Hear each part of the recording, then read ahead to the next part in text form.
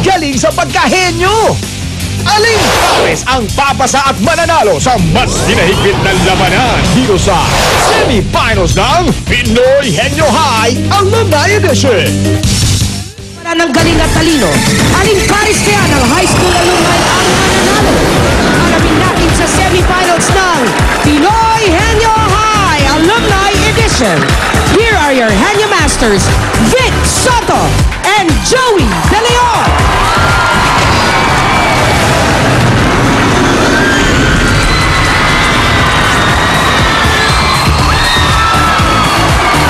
Apat na Henyong high school graduates na nagbabalik para magpakita ng galing at talino dito sa semifinals ng Pinoy Henyo High Alumni Edition.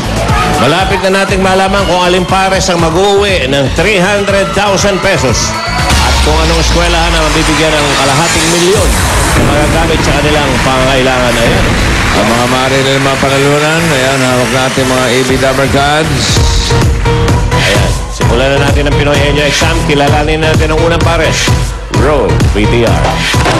Mula Batanes hanggang Hulo, sa handako ng mundo, sa gitna ng sanlibo, paparating mga Henyo, di pa titinag, di pa tatalo, lumalaban, nananalo, BSS, go! Kami po nasa Binday National High School, isa sa na-enjoy namin ginagawa ay magtanim ng halaman, gaya ng alugbati at kamote. Manong Leo, Manong Hel, layan nyo, ika'y Pinoy Henyo!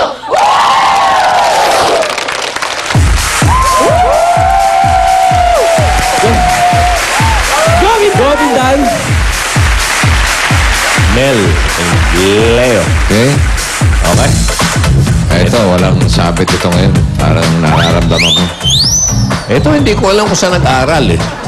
Saan ka nag-aaral? Commonwealth High School po. Tapos mo naman. Oh, yes, on Honor? Honorin mo kayo mukha mo. Ano malay mo naman? Hindi yan, talaga. Ano ang average mo? ano po, 96 po. Oh. Saan ka nag-honor? Anong... ba't ka nag-honor? Matalino po. Simple ah. Ano yun? Saan ka magaling? Anong subject? Nung dati po talaga sa lahat. Except English. Huh? Except English. Except English. Ano ang pinapaborito mo? Mga math po, Pilipino, mga FEM. Yawa ng Ay, math. FEM pala, FEM. Ano? Ha? FEM. Ang PEM? Yung ano po, yung ano ba yun sa PE. PE po. PE. Doon ka honor sa PE.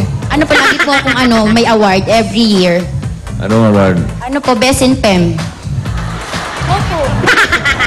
Bakit PEM? Ano? Hindi pa yun yan. Physical education. Education. Home and home. Na hindi alam eh. Ano meaning ng Hindi, PEM? Paano nag-honor to? Hindi alam meaning. Eh, ko lang narinig yung subject na yun eh. Hindi, Ano yung meaning ng PEM? Sige. kasi ang tagal ko na pong di nag-aaral. Ang hirap buhay. Education yung E. Honor Tapos yung yan, H, health. Ha? Ano? FEM? PH? PEHM. Alam mo eh. PEHM, PEM. Di ba, nung high school tayo, ay, Ano sabihin ng PEM? Ano nga? Physical, Education. home. O sige, magsama-sama kayo na ito. Hindi mo alam eh. hindi po kasi yung, ang tagal ko na pong di nag-aaral, ilang taon na po. Kaya nakalimutan ko Opo, na. Pero honor ka doon. opo, Pero best in PEM ka. opo, 4 years. Wow! Galing. Okay, sige, pakita mo yung pagka-best in PEM mo. Health and music, Health and music yun. Health and Naalala music. mo na. Opo, yes. Health and music. Hi, Bossing. Hi, Tito Joey. For today, I prepared a blend of American and European sweet pastry. Consists of dough, cinnamon, sugar, raisins, and peanut. And it will make you swirl when you taste it. Tada! Cinnamon swirl. Hope you like it. That's it. Sayang yung mga award mo. Hindi alam ang meaning ng PEM eh. Best in PEM. Best in PEM. Mel, ito ang maupo sa head seat. Leo. Para ito ang inyong Dabber Cards. Smalley. Smalley. Ang aga, Smalley. Aga. 20,000. 20,000. Number 3 ang nabunot. Okay. Okay. Paalala lang ha, linawan niyo yung mga salita. Kasi minsan hindi maintindihan ng mga technical natin. Nasasayang ang oras. Okay? Tulad kahapon ba yun? Yung Pakistan. Yung Pakistan, no? O, tinanong ko naman yung bata. Sigurado ka ba sagot mo? Pakistan. O, tapos nakita ko yung shoes. Ano yung shoes mo? Fuma. Okay. Correct. Naintindihan ko na. Okay, linaw lang ha. Okay, ready? 2 minutes. Go. Tao. Hindi. Bagay. Hindi. Hayop. Hindi. Lugar. Hindi. Pagkain. Oo. Solid. Oo. Solid. Oo. Ulam. Hindi. Ulam. Hindi. Agahan. Hindi. Merienda. Oo. Merienda. Oo. Bibili sa tindahan. Hindi. Barbecue. Ay, hindi. Banana Q. Kamote Q. Hindi. Pwede. Kakanin. Oo. Kakanin. Oo. Pichi. Ganon. Hindi. Kakanin. Oo. Suman. Malinaw. Yun ang gusto ko. No? Best in 20,000 ang kanilang time, 25.87 seconds. Okay, kilalanin naman natin. Ikalawa pares. Roll it, bebe. Ito yung tambayan namin nung high school kami. Tuwing lunch break, recess, at pag walang teacher. Kamusta na kaya yung mga teacher natin nung high school tayo? Oo nga, no? Di ba si Ma'am Nilaro sa yan? Oo nga. Hoy! Napanood ko kayo sa TV. Nung high school kami, lagi kami magkalaban ng volleyball. Ako, stopper ako. Siya naman, tosser. Tara, laro tayo.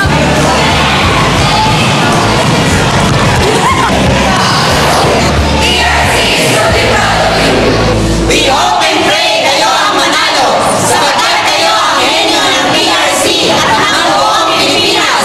Go, go, go!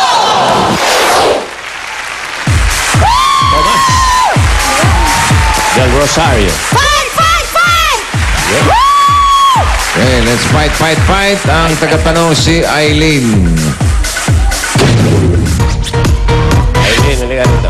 Ang inyong partner, si Rhea. Ninang ng bayan. Ang channel ng bibigay. 15,000 pesos. Bunot, Eileen. Bunuts. Ang nabunot ay 1 ball. Henyo Board, pinadala ng Jay Lerona ng Nabota City. May pinuhin t-shirt ka na. At kayong dalawa, meron kayo additional 5,000 kapag nasagot nyo to. Ready, Eileen? Let's go. Eh? Linaw lang ang salita. Go. Takas. Tao. Hindi. Hayop. Hindi. Lugar. Hindi. Bagay. Hindi. Pagkain. Oo. Solid. Oo. Solid. Ulam.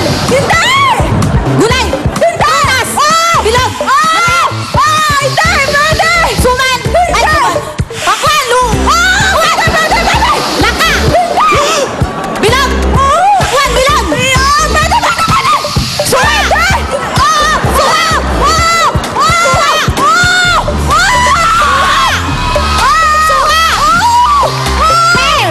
Suha.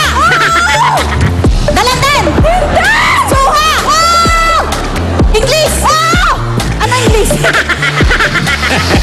Suha! Suha! Suha! Inay juice! Hindi!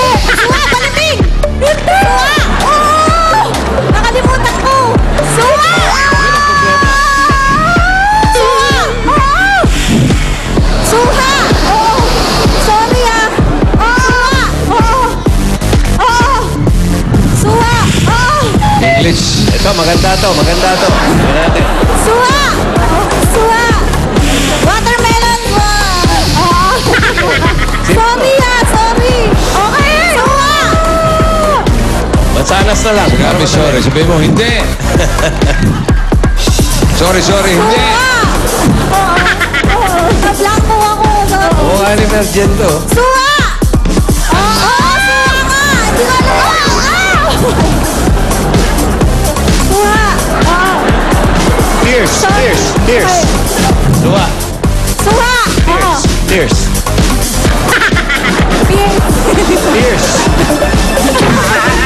Luha yun eh. Luha. Kaya nga, tinutuloy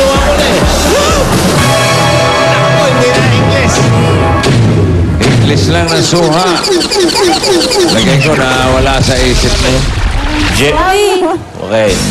Ano, dali. Ganda na sana eh. Pomelo. Yan ang pinakamabangong bulaklak. Ang bulaklak ng suha. Hindi ba niya naamoy? Ay. Hindi ko alam yun ah. Pinakamabango para sa akin. Ay, harap Bulaklak ng suha? Bulaklak ng suha. Bira yan. Napakabango. Testing nga yan. Eto na ang ikatlong suha. Ay, suha tuloy. Ikatlong pares. Parimbig. Oy. At saka yung suha, pag kinain mo, paglabas niya, suha pa rin. Ha? Hindi Parang na- mais ha? Hindi na babago yan. Go, BTR.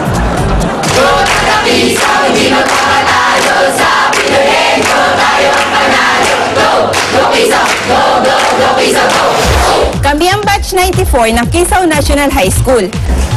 Ito ang tambayan namin nung araw. Dito kami nagchichikahan, nag-uubos ng oras, at syempre, dito kami nagpapakit sa mga boys. At ito naman ngayon ang bagong tambayan ng mga kasalukuyang estudyante sa aming paaralan. Si Lani, napaka-active niyan, intelligent student.